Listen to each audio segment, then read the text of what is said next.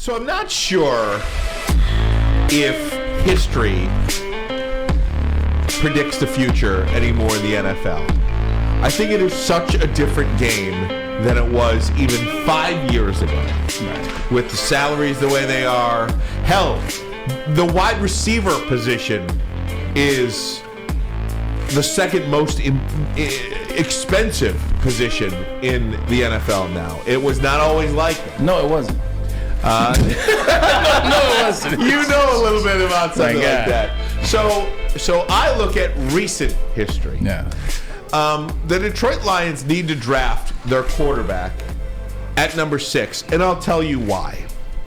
If you look at success in the NFL, and if you just go back to last year in 2022, I'm going to talk to you about the 8 division winners, okay?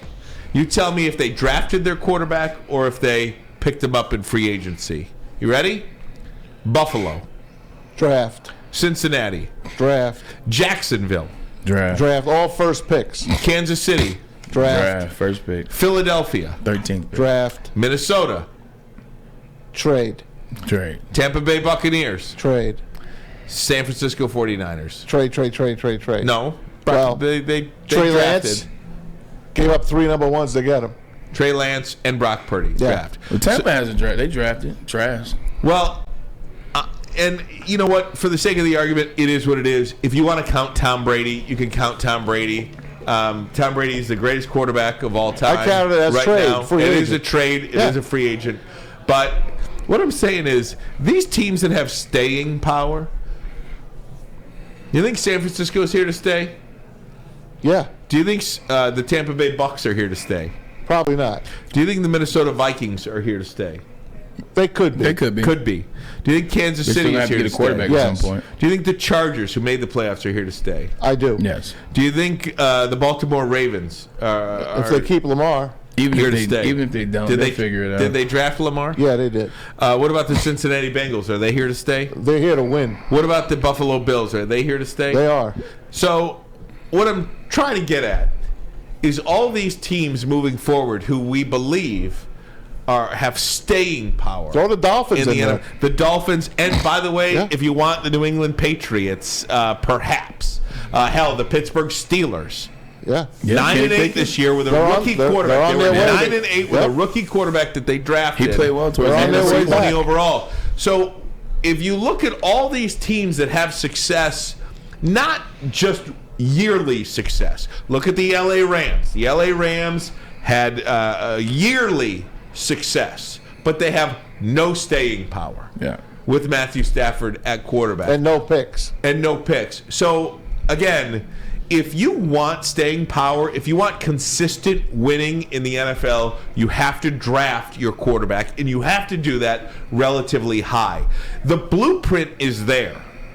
You have a blueprint for having a good team here and there. Tampa Bay, nothing for 20 years. They get Tom Brady. They have a good team for 2 years, and then that's it. They're done. They're selling off. Fournette, gone. Everybody get it out. They're breaking it up. Breaking it up.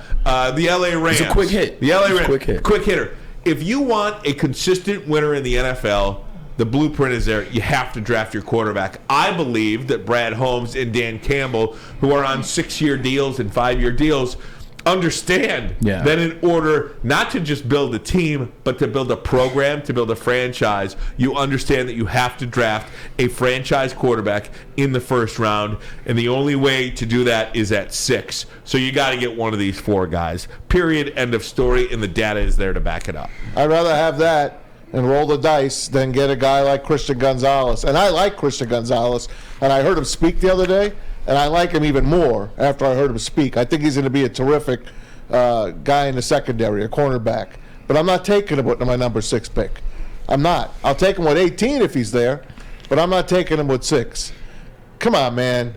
Don't take a secondary guy here just because you need defense.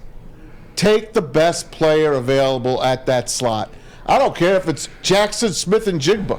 Take the best player available at that slot with the most talent that you could put on the field and instantly get something out of that player. Now, I know taking a quarterback is not instant. We don't need him to be instant. We have our quarterback for the next year or two. All right? This is the perfect situation for a rookie quarterback to come into is the Lions with the great offense, a great offensive head coach, offensive coordinator, and one of the best offensive lines in the NFL. You're not getting drafted by the Texans, guys. This is a different Lions team. Take your quarterback, please. Yeah, what Ryan is saying, I mean, if you look at what Brad Holmes has told us over the past year, whether it was when Jared Goff was balling or was after the season, he said Jared Goff's our quarterback. Jared Goff is our guy. He never said how long Jared Goff was the quarterback for. He didn't say was he the quarterback for 2 years, 3 years, 4 years, whether we're going to extend him. Even when he talked about yesterday getting a quarterback, he said, yeah, we're definitely in the market for a quarterback. Now, whether it's going to be in free agency, whether it's going to be later in rounds, he didn't specify what it was, but he's kind of setting you up to let you know that, hey, there's a move to make there. I'm going to go for it. And it goes back to what I said yesterday about Anthony Richardson. Look, I don't think Anthony Richardson is the guy. But I'm also smart enough to know what I don't know. I'm also smart enough to know that I didn't do all the full scouting. I didn't go to all the games like they did. And I didn't see the game the way that Brad Holmes sees it. So if he sees that Anthony Richardson is the guy and they're going to make a move for it, they're going to move up for him to get him, they just better be right when they do it. Like, if he wants to have, like, he's hit on most of his draft picks. He's hit on the moves he's made in the draft. So I'll give him that credit. If he does Anthony Richardson, it's just not the move that I would make. I think you still stay on the defensive side of things, and that's not going to have to be Christian Gonzalez. That could be one of these guys I think is going to test off the rack, and Tyree Wilson. I'm going to still stick on that because I still stand where Detroit was when the offense was balling. And they were struggling. It's because that defense was bad. Big Dan Davis on the WoodwardSports.com chat. And if you want to call in and tell me that you agree with me or disagree with me or agree with Braylon or Maz, however you want to do it, or disagree with us, just tell us why. Is my logic flawed? You may disagree with me that you don't think they should take a quarterback at 6, but is my logic flawed? The information that I just gave you about division winners and teams that we expect to have staying power in the National Football League, is my logic flawed? Big Dan Davis on the WoodwardSports.com chat. By the way, 313-552-6322. He says, are you guys really going to be upset if Brad Holmes takes a defensive guy at 6? The answer to that question is no. No. I won't be disappointed about it because that would tell me that Brad Holmes is not interested in the player. Correct. Not the position. Just doesn't think that. I'm not looking to waste draft picks here. I'm not looking to waste just pick a quarterback to pick a quarterback. If he doesn't believe in that guy, like if he doesn't think that Will Levis is going to be a franchise quarterback, then you don't take him. You take a defensive guy. I told you about this pick, Ryan. I'm sorry. This pick was your pick from Matthew Stafford. Free square. You got two of them. You got Hutchinson with the first, and now you have an opportunity to take this pick and get your Matthew Stafford. If you think you already have him in Jared Goff, okay, then you keep him, but you're going to pay him $45-50 million in another year. So I hope you get your team together by then, because who are you going to pay after that? Not many people are going to be left that you could pay. You're going to lose players. Remember how we lost on Ndamukong Suh because you couldn't play Calvin, you couldn't pay Matthew, and you couldn't pay Sue.